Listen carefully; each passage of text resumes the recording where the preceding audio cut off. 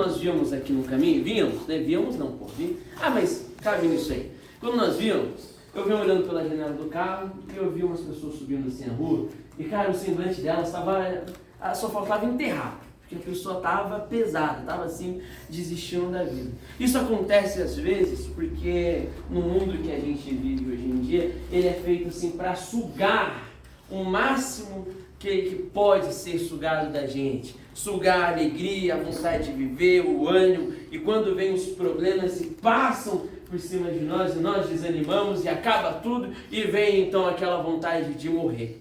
E eu pensava, poxa, quando eu estava com depressão, quando eu pessoalmente tinha depressão, e eu tenho cabimento crédito para falar, porque eu tentei me matar mais de 20 vezes e ainda estou vivo, sobrevivi isso, graças a Deus, não a mim, porque Deus por mim já teria partido. Mas por que eu queria me matar? É porque eu não via mais sentido na vida. A minha vida era uma angústia sem fim, era uma coisa assim pesada. Eu não pensava assim, poxa, para que vale a pena eu ter que enfrentar um BO danado desse aqui, viver, me perdoe a palavra, mas uma vida que para mim, pessoalmente, não era uma vida ruim.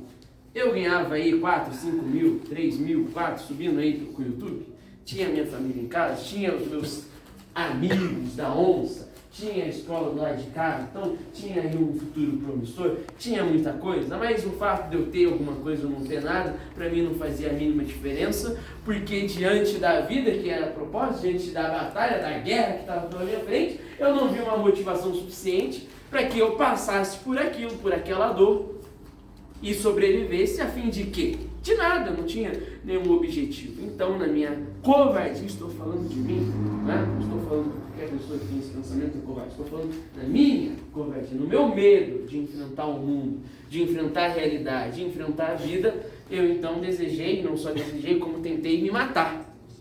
Então, muitas pessoas passam todos os dias por essa mesma situação. Elas estão lá fora, vivendo uma rotina sem fim, sempre esperando o fim. O final do dia, o final da semana, o final do mês, o dia que vai receber, e quando vai receber o próximo salário, o final do ano, e etc. Então a vida é um constante esperar que se acabe. Poxa, eu quero que acabe o dia, eu quero que acabe a semana, eu quero que acabe o mês, eu quero que acabe tudo. E no final eu quero que acabe logo a vida, porque eu não estou mais aguentando viver. E muitas pessoas vivem com essa esperança. A esperança de viver é que uma hora elas vão morrer e não vão precisar mais, então, ter que viver tudo isso aqui. Mas por que eu estou dizendo isso? Porque agora no versículo que eu vou ler, você vai ver que de uma forma completamente oposta vai se encaixar isso. Veja só, 2 Timóteo era um discípulo de Paulo, que Paulo estava preparando Timóteo para Timóteo assumir a igreja lá da onde ele vivia e cuidar das pessoas. Mas Timóteo era jovem, tinha que aprender muita coisa da vida. Não tem como você colocar um jovem para cuidar de algo, porque ele ainda precisa descobrir a vida. Lembra que hoje no começo do treino eu falava sobre isso? Sobre você descobrir algo novo e depois essa coisa não ter algo ainda mais novo e a pessoa ela ficar acomodada e apegada sempre no mesmo, na mesmice, e ela crer que o resto da vida dela vai ser igual só porque ontem foi semelhante ao dia de hoje. Na Bíblia é dito que o tolo ele faz semelhança entre os dias, mas a pessoa que ela é sábia, ela diferencia dia de cada dia. Então hoje é um dia que não vai voltar nunca mais e amanhã virá um dia que dependendo de mim pode ser melhor ou pior, e isso vai depender exclusivamente de mim. Pode acontecer tudo errado amanhã ou pode acontecer tudo certo. Eu que vou decidir se vou aceitar que seja tudo bem ou tudo mal dentro de mim. Aquilo que eu tenho controle, porque o meu controle está sobre a minha Minha resposta. Meu Deus, nós falamos o treino inteiro sobre isso. Minha reação. Qual que é a minha reação diante dos conflitos, diante dos problemas, diante das guerras? Não importa a reação das outras pessoas, o importante é a minha. Qual que é a minha postura diante disso? Veja só, porque Deus não nos deu um espírito de medo, de covardia, mas de poder, de amor e de equilíbrio, de poder. Né? Quando a gente imagina poder, a gente pode imaginar duas coisas. Ou lá no filme do Harry Potter, que faz ali um Avada Kedavra, ou então lá no presidente, pois o presidente tem poder. Mas o poder que é dito aqui na Bíblia é um poder muito maior, não é? Porque é o poder de Deus. Imagine o seguinte, qual que é o tamanho do universo? O universo não é extraordinariamente grande, e aí há teorias que dizem que ele ainda está se expandindo. Quanto mais a pessoa, ou melhor, Deus, que criou todo o universo, né? Qual que é o tamanho do universo? Quase infinito. Então imagina o tamanho de quem criou o universo. Então fala o poder. Então, mas que poder é esse? Aí eu trouxe outro versículo para nós vermos da onde vem esse poder, que está lá em Atos capítulo 1, versículo 8. Mas receberão o poder quando o Espírito Santo descer sobre vocês, e serão minhas testemunhas em Jerusalém, em toda a Judéia, Samaria, até os confins da terra. Mas receberão o poder. Não está falando, mas você receberá a religiosidade. Não, mas você receberá um terno. Não, você receberá agora uma caixinha de som para você ficar cantando louvor. Não, está falando receberá poder. E era isso que tinha dentro de mim, covardia, um espírito de covardia, um espírito quebrado, um espírito de alguém que queria fugir, que queria ir embora, que queria desistir da guerra. E por mais que eu fosse uma pessoa que não gosta de desistir, eu desisti da vida, eu passei por isso. Estou falando uma coisa pessoal minha. Mas quando me houve a proposta de falar, olha, o poder de Deus pode entrar dentro de você e resolver esse problema, eu não acreditava em Deus, não acreditava. Mas quando falaram isso, eu falei, olha, eu vou verificar se isso é verdade. E um belo dia, eu cheguei e fiz uma oração e falei, olha, meu Deus, eu não acredito no Senhor coisa nenhuma. Venho aqui na igreja, assisto às reuniões, ouço de Deus e até tento praticar aí algumas coisas. Mas, quando eu saio lá de fora da igreja, é dito para mim que eu estou sendo enganado, feito de trouxa, que eu estou sendo feito de bobo, que nada disso aqui existe de verdade. Olha, se o Senhor existe, eu não posso continuar vivendo da forma que eu estou. Se o Senhor existe mesmo, se tudo que está escrito aqui é verdade, então não tem como eu começar a crer num Deus tão grande e viver essa vida miserável que eu estou vivendo. Agora, se o Senhor não existe, não vai acontecer nada, eu vou continuar dessa forma e vou morrer, vou me matar, porque não tem mais. Então, depois que eu fiz essa oração, alguns dias depois, eu tive aí alguma situação que aconteceu na minha vida que eu vi que Deus existia. Então eu comecei a buscar, eu falei, olha, eu preciso conhecer esse Deus. E um dia, 31 de dezembro de 2022, exatamente às 11h50 da noite, eu tive o meu encontro pessoal com Deus. E naquele momento, naquele instante, naquele segundo, aquele eu que era fraco, que era covarde, que era cheio de ódio, mágoa, desapareceu. E um poder, não estou falando de sentir, eu vi umas luzinhas, aí eu escutei Deus, não, eu estou falando aqui dentro, a mente virou, se tornou algo maior, algo melhor, algo diferente. A primeira força que eu recebi dentro de mim foi a força do autocontrole que eu não tinha. Lembra que a gente leu? Espírito de poder, de amor e de equilíbrio. Porque quem é mais forte do que aquele que consegue controlar a si mesmo? Se você não consegue nem controlar a si mesmo, quanto mais as outras coisas. Então, aquele poder entrou. Tá bom. Aquele poder, ele entrou dentro de mim. Fez diferença. Porque daquele instante, dali em diante, eu não vi assim alguma coisa que me podia parar. Eu pus dentro de mim, a partir de agora eu sou imparável. Porque aquela vida que eu vivia, de acordo com aquilo que eu havia acabado de receber, era uma coisa assim muito gigante. Era um abismo assim de diferença. Quem eu era uns minutos atrás para quem eu havia acabado de me tornar e aí em diante. Então o que eu quero aqui, na verdade, passar para vocês? É que se Deus existe, e eu tive a minha confirmação própria que Deus existe.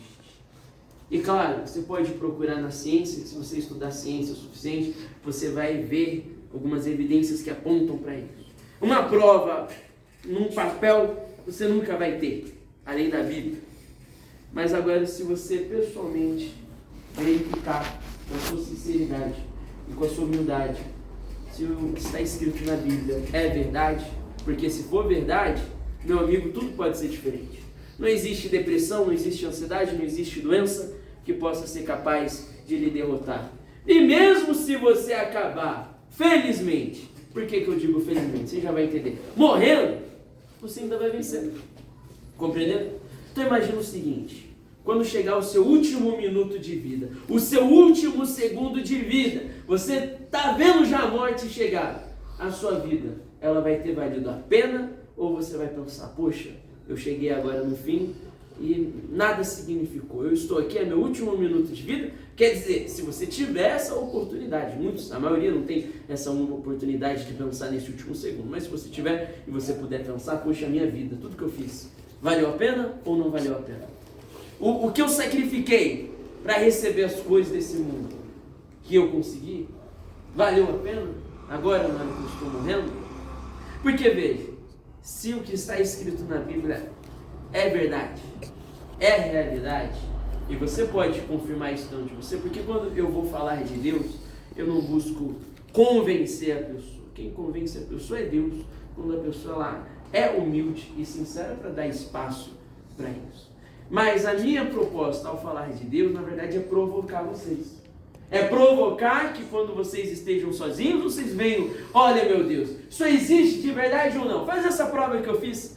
Muitas pessoas têm medo de fazer a prova com Deus, de verificar se é verdade ou não. Mas não é porque elas acham que Deus não existe, não.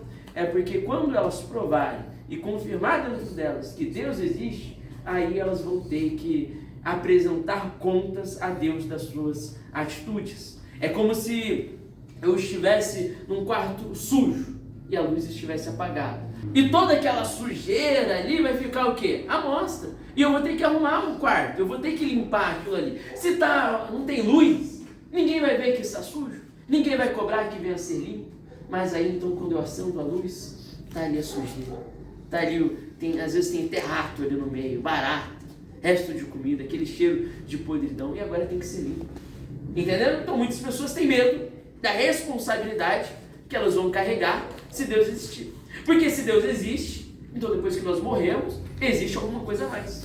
Existe então, ou que nós vamos habitar uma nova criação de Deus, que é o céu, que na verdade não é como se pensa, que a gente vai ter uma asinha, um negocinho na cabeça, e ficar lá cantando musiquinha, e vai ter peso lá no cavalinho, isso aqui não. É uma criação nova, vai ser uma nova terra mesmo que vai ser criada. Ou então vai ser a separação eterna de Deus, que vai ser então o que é chamado de inferno, ou de Sheol, a morte, não é?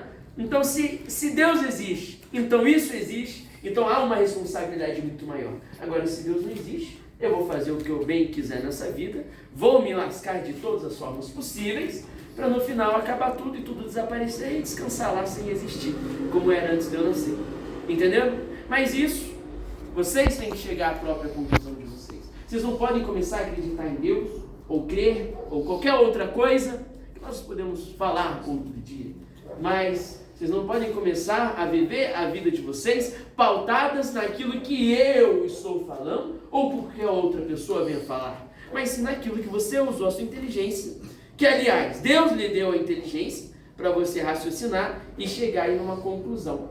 Porque se esse poder, que é o Espírito Santo, pode habitar dentro de você, e você ser como o Senhor Jesus foi sobre essa terra, nem as enfermidades, nem as piores doenças escapavam dele. Tudo ele resolvia.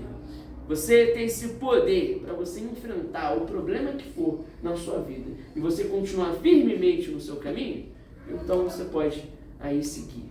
Agora, você pode chegar à conclusão que não, e eu não vou tirar isso da sua cabeça.